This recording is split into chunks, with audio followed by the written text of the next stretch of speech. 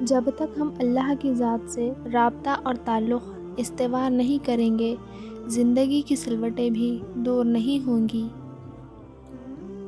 زندگی میں کسی ایسے شخص کا ہونا ضروری ہے جس کو کچھ بھی بتانے کے لیے لفظوں کی ضرورت نہ پڑے۔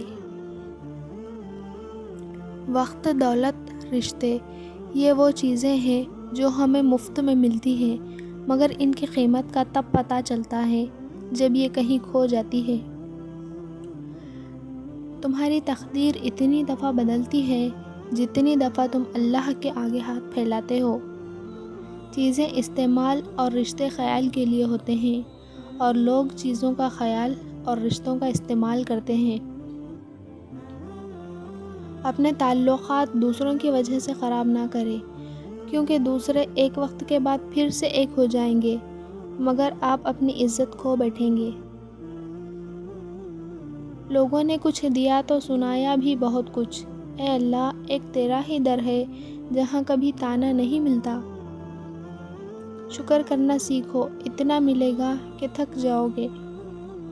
انسان کی فطرت ہے کہ جب اسے بغیر مانگے کوئی چیز مل جائے تو وہ اس کی قدر نہیں کرتا۔ کسی کا دل مت دکھاؤ، کیونکہ معافی مانگنے کے بعد بھی اس کے دل میں دکھ ضرور رہتا ہے، جس طرح دیوار میں سے کیل نکالنے کے بعد بھی سوراخ رہ جاتا ہے۔ کوئی کسی کو کسی غم سے نہیں نکال سکتا، انسان کو ہر چیز سے خود ہی نکلنا ہوتا ہے۔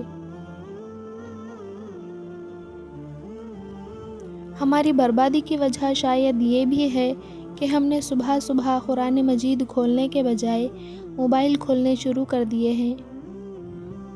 آپ صلی اللہ علیہ وسلم نے فرمایا، جب مسلمان بندہ صدقہ کرتا ہے تو وہ اس کے ذریعے 70 شیطانوں کے جبڑے توڑ ڈالتا ہے۔ جو تمہارے پاس مال ہے، اس میں سے 10% صدقہ دو اور غریبوں مسکینوں کو کھانا کھلانا شروع کر دو، دولت بارش کی طرح برسے گی۔